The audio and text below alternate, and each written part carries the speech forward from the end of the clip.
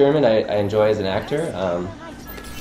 He really went for it. I think he was a little bit more reserved in the original trilogy, and I guess he only appears in Return in the original, but yeah, he really goes for it. So the parts where he's like, no, you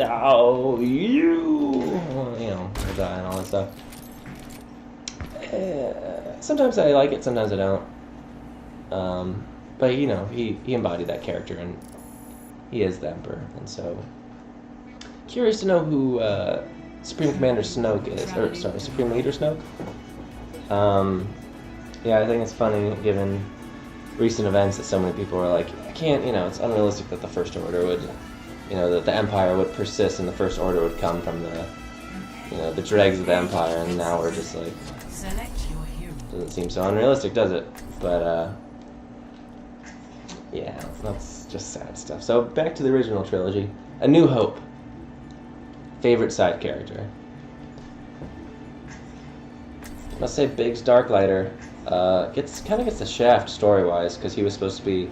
They originally went to Tashi Station and had this whole thing like he was about to leave, and there's a scene, I've never seen it, but I've seen stills of it where Luke talks to him about like wanting to go and all this stuff, but not being able to because they have to do, you know, moisture farming for another season, and Uncle Owen needs help and all that stuff. So, oh wait, I've been reading articles saying, don't run off on yourself or by yourself, stupid. Stay with your group. So, trying to stay close, but like tangential enough where I don't soak up damage, you know?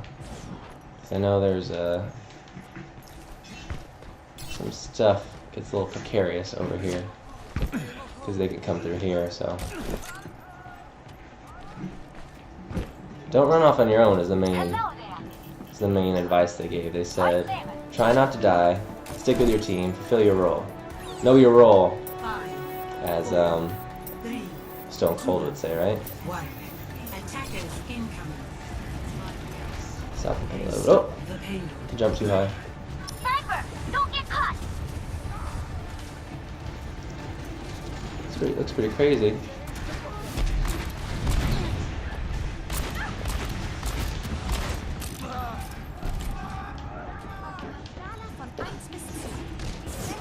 Oh! Widowmaker. I need to play Widowmaker because she does some like insane damage, and I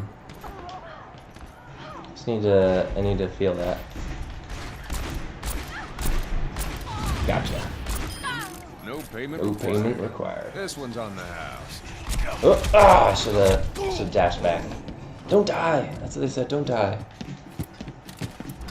But Biggs Darklighter's a good one. It bums me out that I heard the guy who played Wedge isn't really into the new movies. You know, it's Star Wars. It's so important, and I want everyone to have had a good experience on it. So, yeah, I love Wedge. He's great. He's kind of like MVP of multiple movies because he's just like, he's not a star player, but he's your star support player. Like, Wedge won't let you down. He's always there to, you know, keep it going.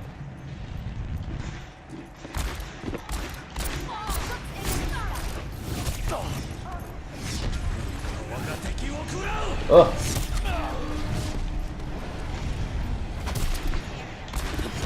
Oh, she got me. She got me. These nuts as well as their name. Oh, I think that's a good one. I only got one. It ain't my turn. It made my voice a little deeper being sick, so that's nice. I think I have a very light voice. Not that it makes me feel insecure, but sometimes I just hear it on recordings and I'm like, really?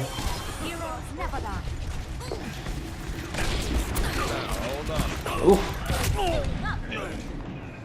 Shadowmaker. Yeah, so much for not dying, right?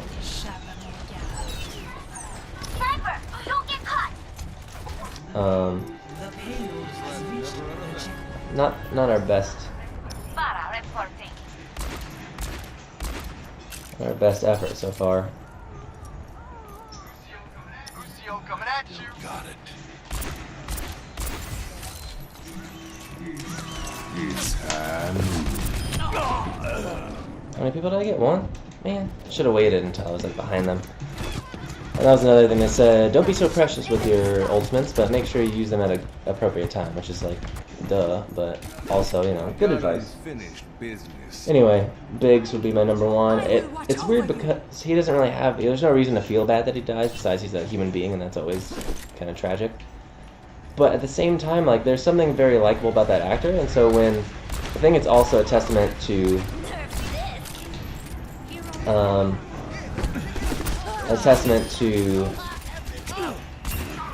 Mark Hamill's acting, that you do feel that, because he, you know, for all the kind of boyish glee that you have, or, you know, boyish stuff from Mark Hamill in the first one, he does really sell that death when Biggs dies. He is very, very upset about it, you know, and so that's something that I do like about that scene.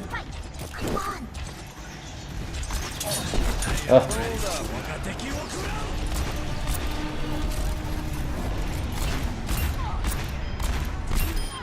Just a matter of time. Let's go back here.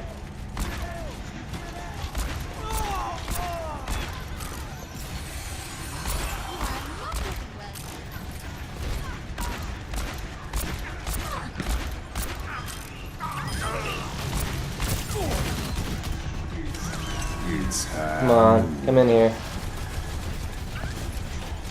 Okay, got one. Now, hold on. Okay, we're doing alright over here.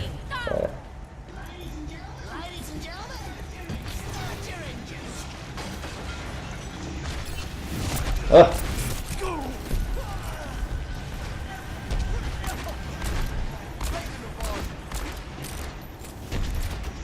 Oh! Got Hanzo'd. Why did I keep looking like that? So yeah, Biggs for A New Hope, for Empire Strikes Back. I mean, Lando is so good, but he's kind of too much of a main character, I think, especially near the end. Steel keeps getting worse all the time. Great, Billy D. Williams. I hope he comes back. Why isn't he back again? What's the point of that? Not that I'm angry, because I'm so pleased with the new movies. I just want to know. I love Lando.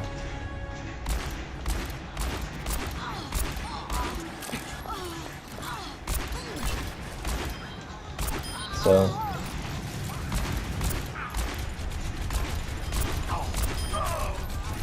I just want Lando to come back, because I just am, in a way, you know, everyone is a selfish fanboy or girl or whatever.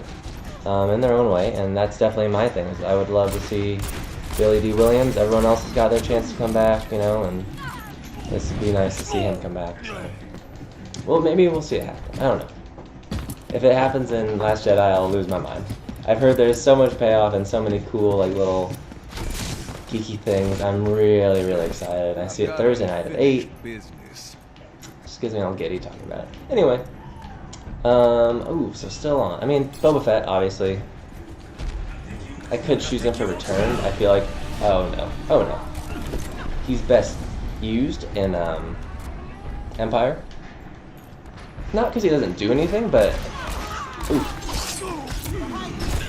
Oh no. And, okay, I have my special, my ultimate. Why not save it for an opportune time? Like when everyone's pushing the stuff. Come on. Woo!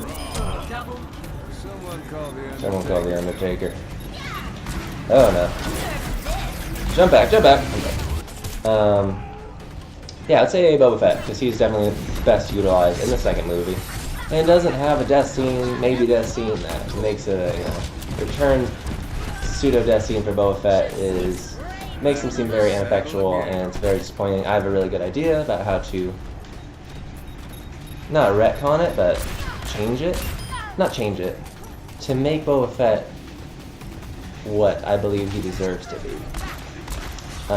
Thanks to, like, you know, the canon of the extended canon and all that stuff. I do want him to get the awesome movie that he deserves. And I do think there's a crazy movie in there. Probably even a trilogy, honestly. If you're gonna do everything. So I would love to be a part of that. Kathleen, Miss Kennedy. I carried a.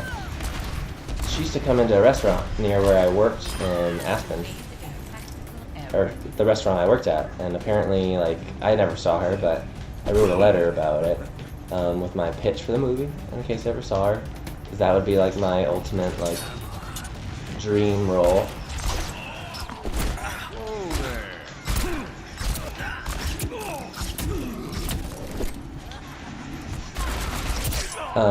But yeah, I think Kathleen Kennedy's such a inspiring presence in this whole ordeal, and I think she deserves so much credit for the current success we're having with Black. With these new Star Wars movies, and I admire her so much.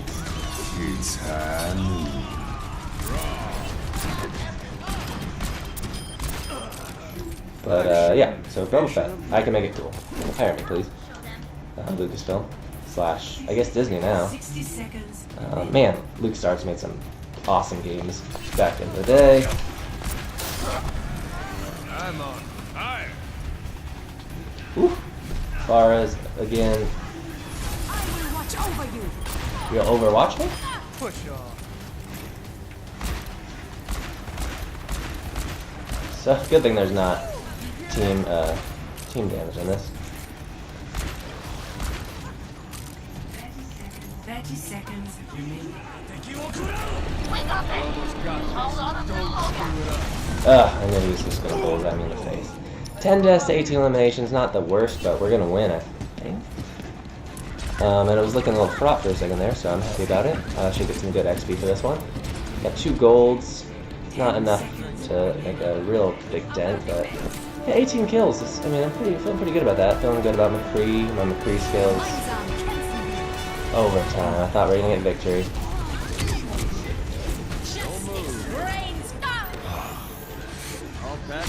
Ah. Come on, just give us the Vin. The Vin. Just got an accent. Yeah.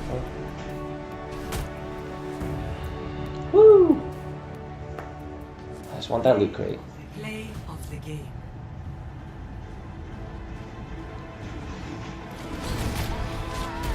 I was really just sending arrows out there. Ooh. It's very, very satisfying when you get a good hit as Hanzo.